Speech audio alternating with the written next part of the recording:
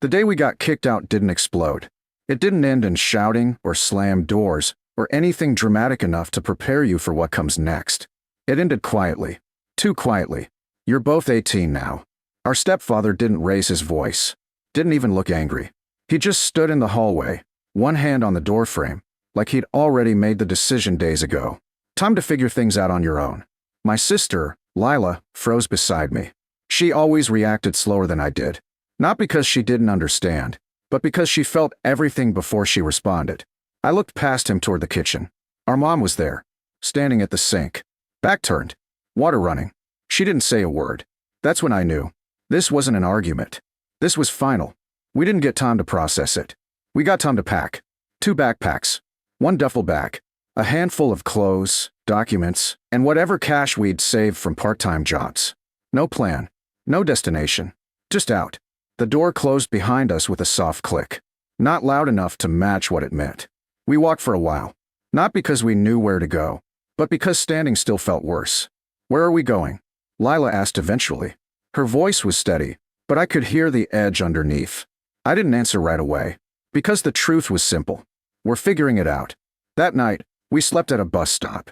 The kind with a metal bench and flickering lights overhead. Cars passed. People glanced at us, then looked away. We counted our money in the morning.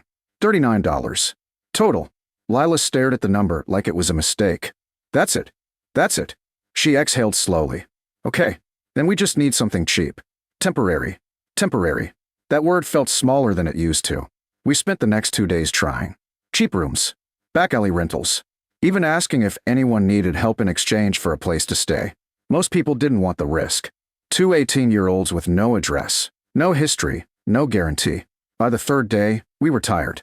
Not just physically, mentally. That's when we saw the sign. It leaned sideways near a dirt road, half covered in weeds.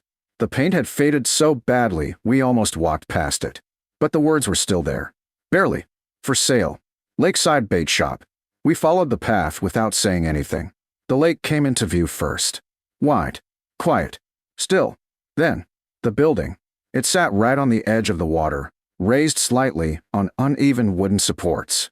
The roof was rusted metal, streaked orange and brown, with visible holes where sunlight punched through. The siding had faded to a dull gray, cracked in places, missing in others. The dock stretched out beside it, but parts of it had collapsed into the water.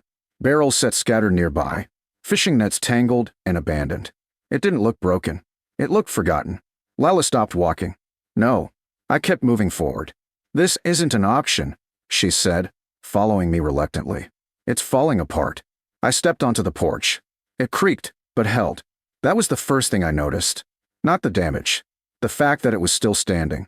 I pushed the door open. It scraped slightly against the floor. Inside, dust, old wood, the smell of water and time. Shelves lined the walls, mostly empty. A counter leaned slightly to one side. Sunlight cut through holes in the roof, lighting up floating dust in sharp beams. It's not good, Lila said from behind me. No, I agreed. But I was already looking deeper. The beams. Still solid. The frame. Still holding. The floor. Uneven, but not gone. It's usable, I said. She let out a short laugh. Usable? For what? I turned toward her. For something. She stared at me like I'd finally lost it. We don't even have a place to sleep, she said. And you're looking at this like it's a solution? I didn't answer right away. Because I didn't have one. Not fully. But I knew one thing. This place was still here.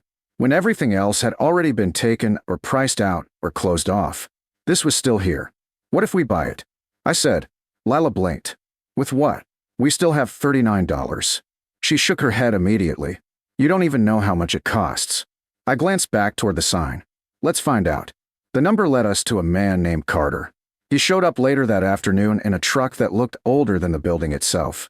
He stepped out slowly, looking at us with the kind of expression people have when they're already expecting to say no. You two interested in the shop? Yes, I said. He studied us for a second, then nodded toward the building. You know what it is, right? A bait shop. A dead one, he corrected. He walked us around it, pointing out everything wrong. Roof leaks. Dock damage. No power. No water. Been sitting like this for years, he said. Lila crossed her arms. Then why hasn't anyone bought it? Carter shrugged. No one wants it. That part made sense. We stood there for a moment. Then I asked, "How much?" He looked at us carefully, not just at our faces, but our bags, our shoes, the way we stood. "How much you got?" he asked. Lila glanced at me. I didn't hesitate. $39. There was a pause. Carter looked back at the shop, then at the lake, then at us again. Finally, "Give me $5. $5. Lila repeated. $5, he said. "And it's yours." "Why?" she asked. He shrugged. "Because if I don't sell it, it'll just sit here. And something tells me," he looked at me again, "you're actually going to try." We didn't overthink it. We handed him $5. Got a receipt, a set of old keys. And just like that, we owned a rusted bait shop by the lake. That night, we sat on the edge of the broken dock, carefully, watching the sun drop behind the water. Lila pulled her knees in. "We just spent money we don't have on a place that barely stands." "Yeah. We have $34 left." "Yeah." She was quiet for a while. Then, "What now?" I looked back at the shop. The holes, the rust, the damage. Then I said the only thing that made sense. We start small. No plan. No guarantees. Just the first step. The wind moved across the lake. The structure creaked. But it held. And for the first time since we got kicked out, we weren't looking for somewhere to go. We had somewhere. Even if it wasn't much yet. It was ours. The first night inside the bait shop wasn't the worst part. It was the morning after. Because that's when it stopped feeling like a bold decision and started feeling like responsibility. Sunlight came through the holes in the roof in long, sharp lines, cutting across the floor and landing right on our faces. Cold air still moved through the walls. The place smelled like damp wood and lake water. And everything, every broken board, every rusted panel, every missing piece, was now ours to deal with. Lila sat up slowly, pulling her jacket tighter around her. "So," she said, voice dry, "this is home." I didn't answer. I was already looking around. Not at what was wrong. At what could be fixed first. "Roof," I said. She followed my gaze upward. "Yeah, roof." That became the rule. Not everything at once. Just the next thing. We started outside. Behind the shop, half hidden in weeds and tall grass, we found scraps, old metal sheets, warped wood, pieces of something that used to belong to the place before it was abandoned. Nothing perfect, but enough. We dragged everything we could use into a pile, sorted it, tested it. Then we climbed. The roof groaned under our weight, every step careful, deliberate. The metal burned slightly under the sun, rough against our hands. We didn't talk much. Didn't need to. We found the largest hole first, lined up a sheet of metal, held it in place, then hammered in whatever nails we could salvage. Bent once, rusted once, anything that held. It wasn't clean work. It wasn't even good work. But by the time we climbed down, the biggest gap was gone. That night, the wind still came, but it didn't cut straight through us anymore. And that mattered. The next problem was the dock. It wasn't just damaged. It was dangerous. Half the planks were missing, and the rest shifted when you stepped on them. If we were going to use the lake, and we had to, the dock had to hold. We tore apart what we could. Old shelving inside the shop, broken barrels, loose boards from sections of wall that weren't structural. Every piece became material. Lila started measuring distances with her steps. I cut wood with a dull handsaw we found buried under debris. It was slow, frustrating, uneven, but it worked. By the third day, we had a narrow path along the dock, strong enough to walk. Carefully. That's when things shifted. Because now, we could reach the water. Food had been a problem from the start. Our money was already dropping. Cheap food. Small portions. Stretching everything. So we changed approach. We used what we found. A cracked tackle box. A few hooks. Some fishing line tangled near the shore. A net that took us an hour to untangle. It wasn't much. But it was enough to try. The first time we stood on the dock with a line in hand, it felt different. Not like survival. Like intention. Lila cast first. Awkward. Then steadier. We waited. The lake stayed still. Minutes passed. Then, a tug. She froze. "Did you feel that?" "Yeah," I said, stepping closer. Another pull. Stronger. "Pull it," I said. She did. Too fast, but enough. The line came up. And with it, a small fish. It wasn't big. It wasn't impressive. But it was real. Lila stared at it for a second. Then laughed. A real laugh. We actually did it. That fish changed everything. Because it meant we weren't just getting by. We could sustain.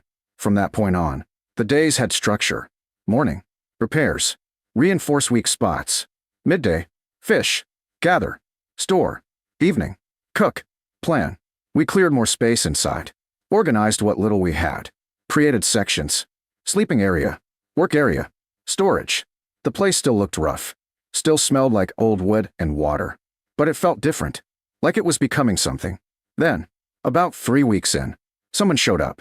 A truck pulled up slowly, tires crunching against dirt and gravel. We weren't used to visitors. So we both stopped what we were doing. A man stepped out. Older. Sun-worn. Wearing a faded cap. He looked at the shop. Then at us. Didn't think anyone owned this place anymore, he said. We do, I replied. He nodded slowly, then pointed toward the water. You selling bait? Lila and I exchanged a glance. Not yet. But we could. Not today, I said. But soon. He gave a small smile. I'll be back. And just like that, the idea became real. Not just a place to live. A place to build something. We started small. Using what we caught as bait. Fixing up the front of the shop just enough to look open. Cleaning the counter. Organizing hooks, lines, anything we could offer. The first day we actually tried. No one came. The second day, one person stopped. Bought almost nothing. But it was something. Then another. Then another. Not many. But enough. We didn't rush it. Didn't try to expand too fast. We just made it work. Better each day. Fixed more of the dock. Covered more of the roof. Cleared more space inside. By the second month, the shop looked different. Still rough. Still worn. But alive. Boats started stopping. Not often, but regularly. People talked. Quietly. There's someone running that old place again. Didn't think that thing would ever open.